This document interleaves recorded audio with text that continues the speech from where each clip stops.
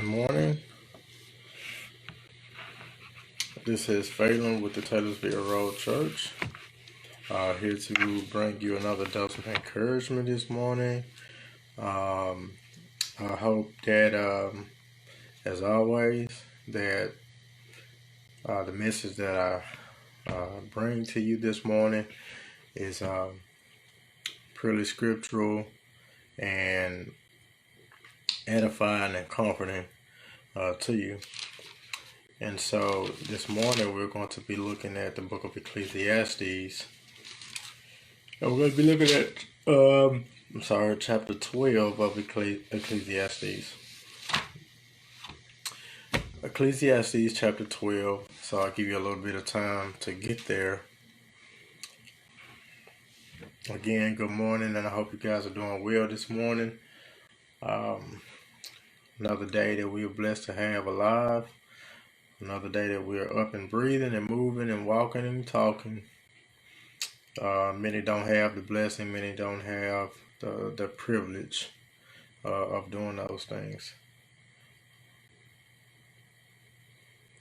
All right, so Ecclesiastes 12:1, we're going to read all the way through verse 5.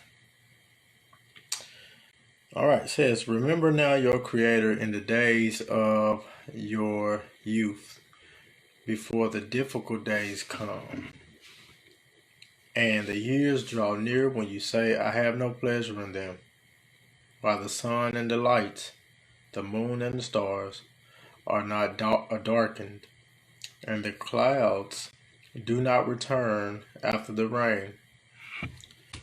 In the day when the keepers of the house tremble, and the strong men bow down, when the grinders cease because they are few, and those that look through the windows grow dim, when the doors are shut in the streets, and the sound of grinding is low, when one rises up at the sound of a bird,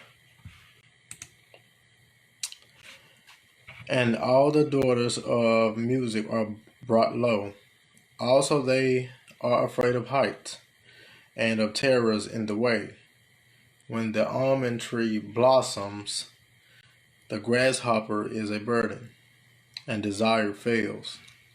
For man goes to his eternal home, and the mourners go about the streets." Now, what we have here is, as far as background, we have Solomon, who is reflecting on the days of youth, the days of his youth, before the life under the sun premise takes over his life in his old age. He's preaching to a group of young people, and he wants them to understand the importance and the blessing and the privilege it is to be young and to use that youth for the most benefit. And the best thing that we can get out of our youth is our remembrance of God in those days. I'm a fairly young person.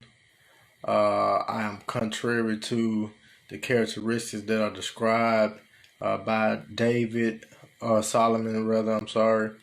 Solomon, as he describes the characteristics of the old man or the old person or the aging person.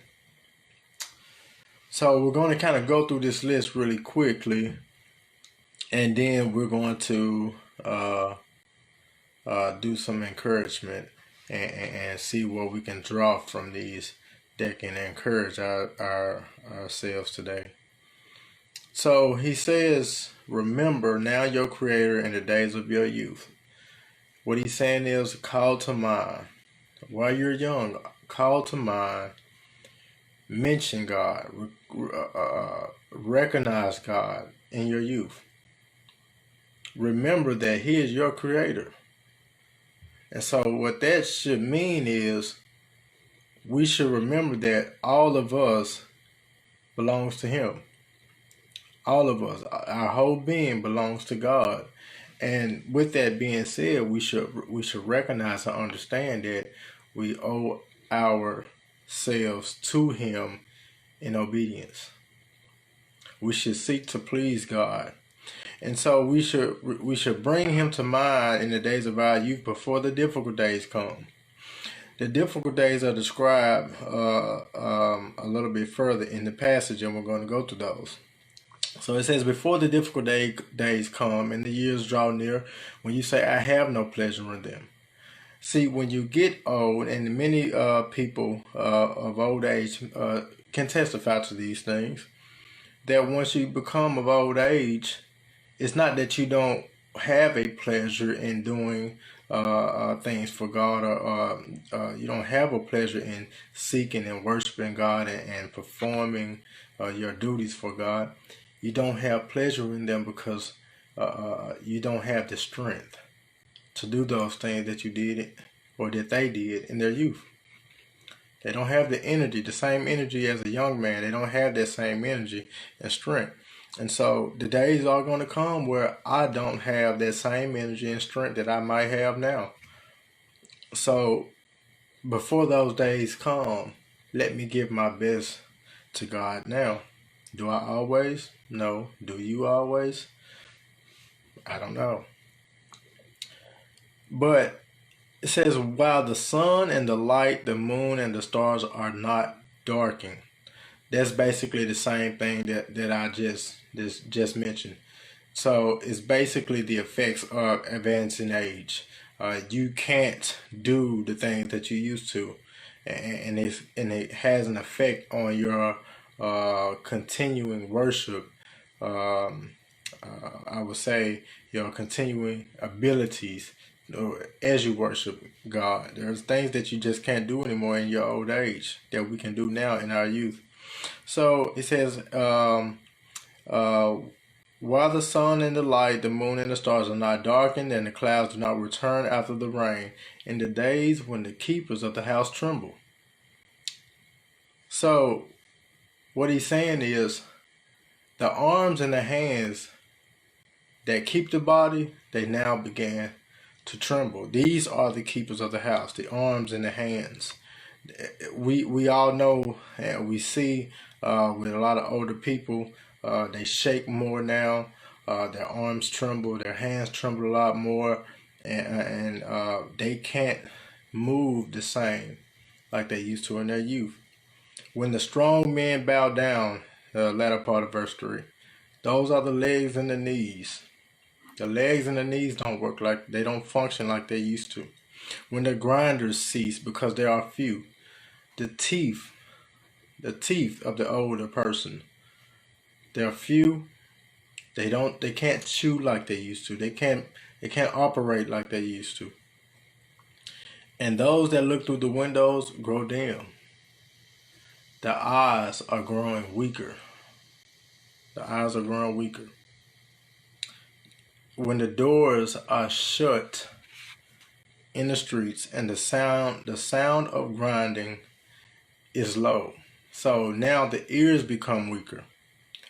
The ears become weaker and weaker. When one rises up at the sound of a bird, for an older person it becomes harder to sleep. The slightest sound can wake an older person up.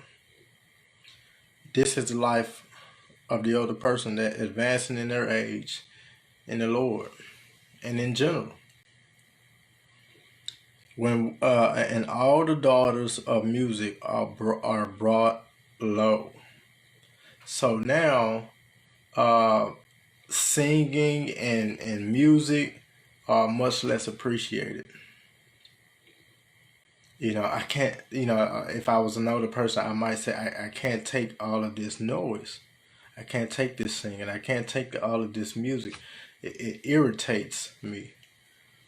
But I'm a young person, and I can rejoice in it, and I can appreciate it because I my mind and my body is not weak. It's still tolerable. It says also they are afraid of height and of terrors in the way. So as an older person, they become more fearful of things, falling down, tripping over things, breaking a bone. It's harder to heal in old age. When the almond tree blossoms, the hair becomes gray, white. It becomes discolored, of course. You don't have that dark, beautiful, well, it can still be beautiful, gray or white, but you don't have that natural black that you had, or that brown that you had in your youth, or that red hair. The grasshopper is a burden, and desire fails. The once active becomes weak.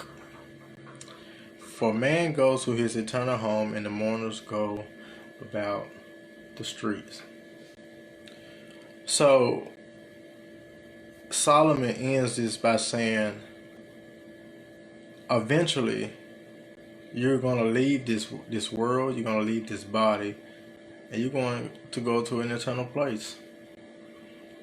But before we go to this eternal place, let us find joy in our youth, and let us appreciate all of the things that God has allowed us to do. Let us appreciate the privilege that God has given us to worship Him and to serve Him. And we can find comfort, we can find joy, we can find happiness in those things. But too often we seek to find in our youth a lust for pleasure and vanity. We seek all of these things, but just as the psalmist, not the psalmist, but Solomon says at the end of this passage, there is an eternal place that you're going after you leave this body. So what you did in your youth is going to matter. So let us do what we can in our youth before the days come when we don't have pleasure in doing those things. Because God is going to judge us according to what we should have done when we could have done those things. So I hope that you understand the message. Like these videos, share these videos, comment. We would love for you guys to comment and encourage us as well. I hope again that the message is clear. I've brought some comfort to you through the scriptures, and that there's some edification being brought about through these messages. So take care, guys. God bless you. Tune in tomorrow for another dose of encouragement by our brother Andrew Omer. Take care. Thank you.